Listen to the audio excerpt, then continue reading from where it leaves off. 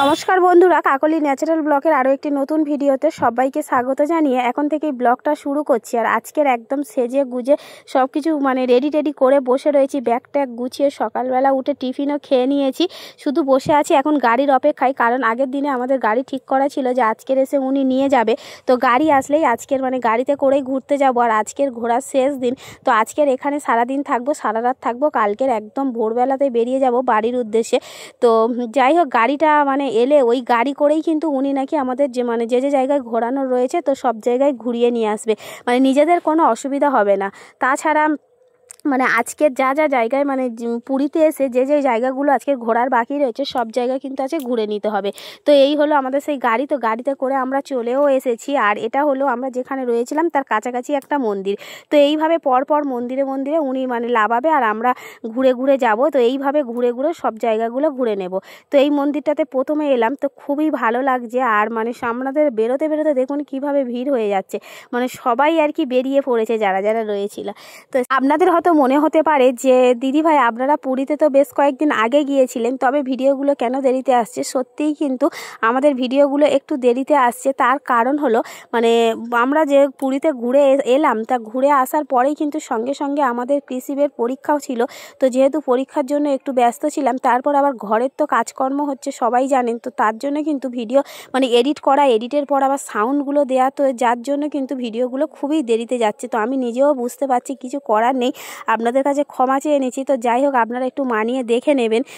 তো পুরীতে গিয়েছিলাম, এই যে সুন্দর সুন্দর মুহূর্তগুলো আপনাদের সাথে শেয়ার না করলে কিন্তু হয় না।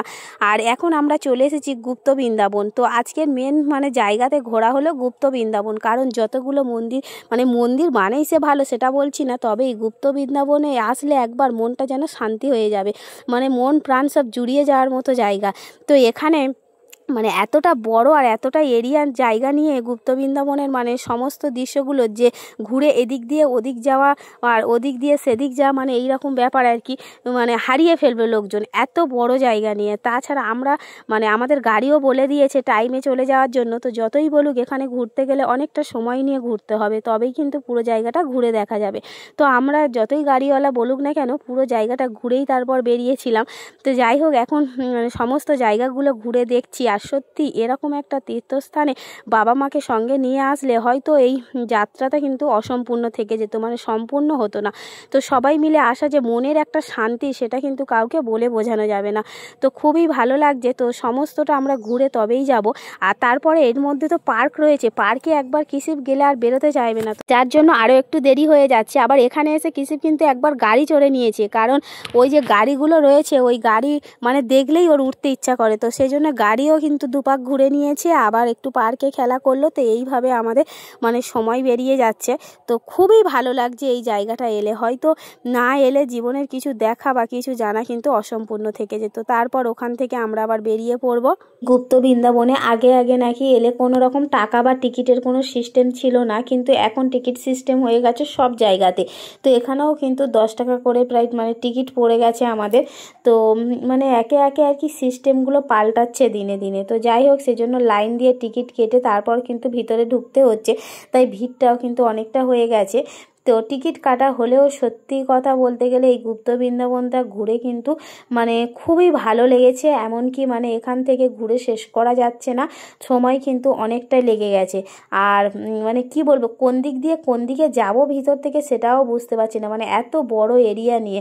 তো খুবই ভালো লাগছে। আর এখানে অনেক কি বলবো হনুমান রয়েছে, যেগুলো কিন্তু কখনো কখনো চেঁচামেচি হয়ে যাচ্ছে, কারোর ব্যাগ টানছে, কারোর আর কি হাত থেকে খাবার কেড়ে নিচ্ছে। এগুলো কিন্তু খুবই ভালো লাগছে।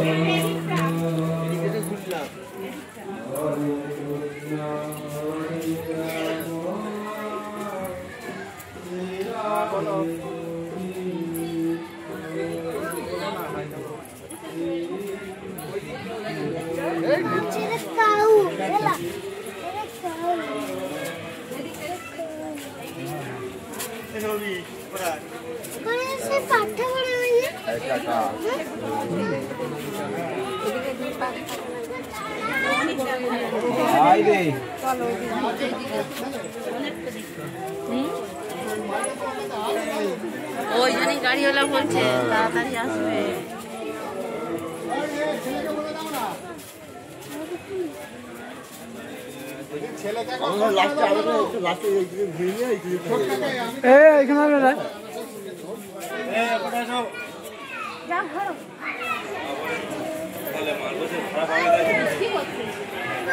হ্যাঁ সেটা দেয়। বাহ ভারী মিষ্টি। বাহ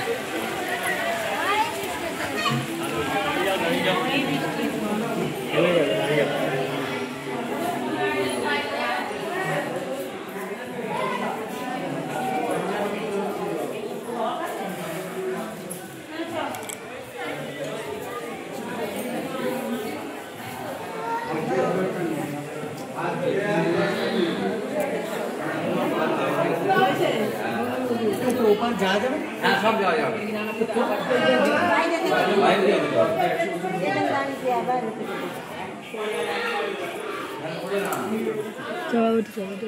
বাড়ি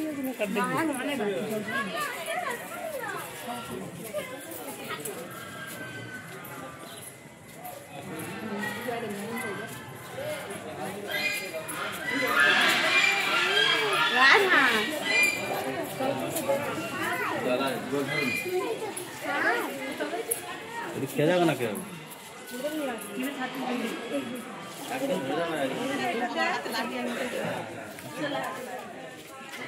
হ্যালো কমেন্টে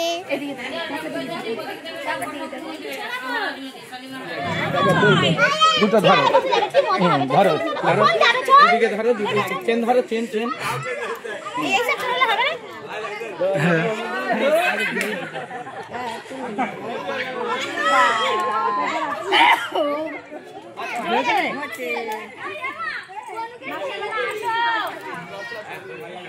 ধরো দুটো ধরো ধরা পড়ে যাবে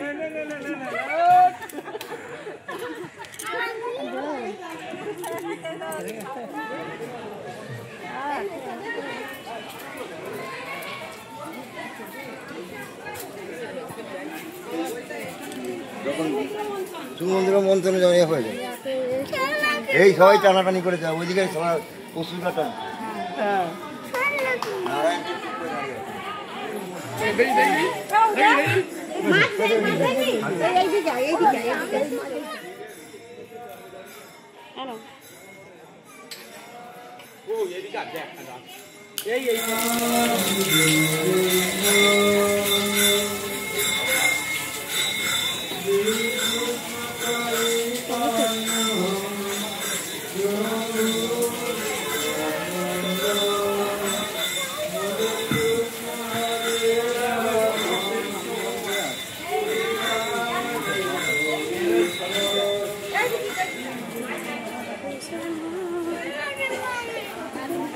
It looks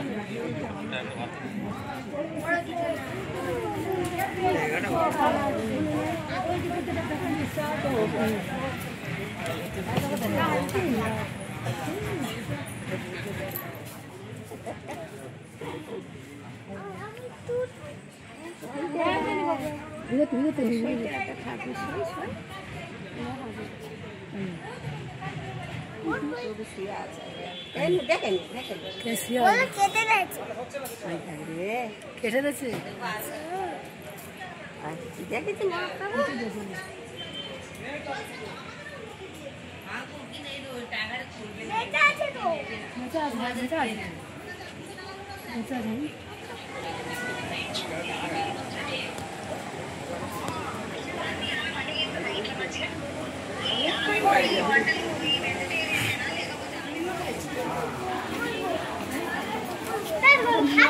খাচ্ছে তো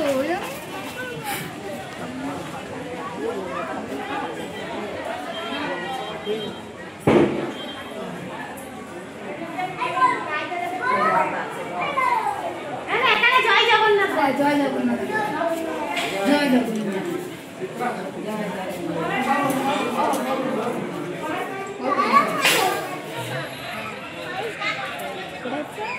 ছোটা ছোটা ঋতু। আবারও আমরা গাড়িতে করে উঠে চলে আসলাম জগন্নাথ দেবের পিসির বাড়ি। তো এখানে আর কি এই মানে জগন্নাথ দেবের পিসির বাড়িটা পুরো জলের ওপরে তৈরি। তো এখানেও কিন্তু টিকিট সিস্টেম 10 টাকা করে। তো তোমাদের দাদাভাই এখন টিকিট কাটছে, আমরা দাঁড়িয়ে আছি। তো টিকিট কেটে আমরা ভেতরে ঢুকবো।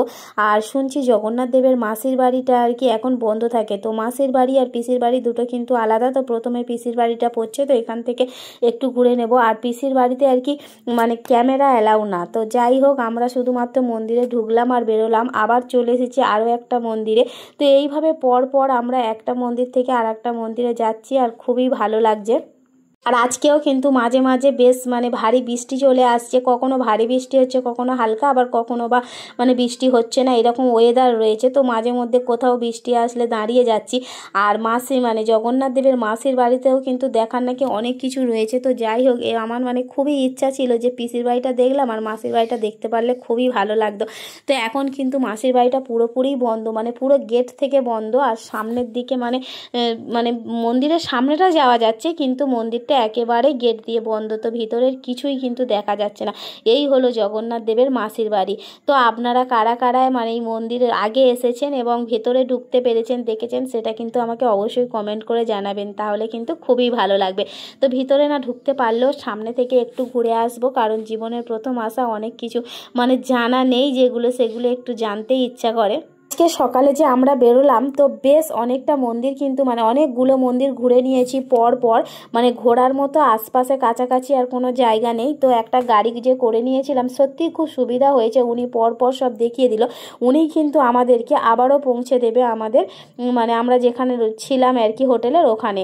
তো আমরা ফাইনালি চলে এসেছি রুমে। আর এসে আমরা আজকে সমুদ্রে স্নান করতে এসেছি পুরো ফ্যামিলি, অর্থাৎ সবাই মিলে, কারণ আজকের দিনটাই কিন্তু আমাদের এখানকে শেষ। তো সেই জন্য আমরা আজকে বেশ মজা করব, অনেকক্ষণ ধরে স্নান করব, মানে আজকে ভীষণ খুশি। আর আমাদের কিসির তো জলে নামলে একবার উঠতে চায় না, তো ওকেও আজকে নিয়ে এসেছি স্নান করাতে। তো ও স্নান করবে, আমরাও করব, বেশ মজা হবে। আর কি হারে ভিড়টা হয়েছে শুধু দেখুন, খুবই ভালো লাগছে। তো বন্ধুরা, পুরো ব্লগটা তো আপনারা দেখলেন, তো কেমন লাগলো সেটা কিন্তু অবশ্যই কমেন্ট করে জানাবেন। আর ভালো লাগলে অবশ্যই লাইক, কমেন্ট, শেয়ার, সাবস্ক্রাইব এবং ফলো করে আমার পাশে থাকবেন। আর কি ব্লগ আপনারা আমার থেকে দেখতে চান সেগুলো অবশ্যই কমেন্ট করে জানাবেন। একদম নির্দ্বিধায় আমি চেষ্টা করব আপনাদের সাথে সেই সব ব্লগগুলো শেয়ার করার। তো অবশ্যই করে জানাবেন, তাহলে কিন্তু আমার ব্লগ ভিডিওগুলো বানাতে খুবই সুবিধা হয়। আর কিভাবে ভিড় হয়েছে, আর ঢেউয়ের কত দূর পর্যন্ত লোক গেছে। আর আমাদের কিসিপকে দেখুন বালি নিয়ে খেলছে, যেন মনে হচ্ছে এখান থেকে বালি ভর্তি করে ও নিয়ে যাবে বাড়িতে। তো যাই হোক, ও আজকের ওর যতক্ষণ ইচ্ছা হবে ততক্ষণ থাকুক, আর আমাদেরও যত ইচ্ছা হয় ততক্ষণ পর্যন্ত আমরা সমুদ্রে স্নান করিনি, কারণ মন ভরে একবার বাড়িতে চলে গেলে আর এরকম দিন আর কোনোদিনও ফিরে পাবো না। তো সেই জন্য তো আজকের দিনটা আমরা এখানেই আছি। আর কালকের মানে ভোর হলেই আমরা বেরিয়ে যাব বাড়ির উদ্দেশ্যে। তো সত্যি এই কটা দিন যেভাবে কাটলো, এই দিনগুলো হয়তো আমাদের স্মৃতি হয়ে থাকবে, তো কোনোদিন কিন্তু ভুলতে পারবো না।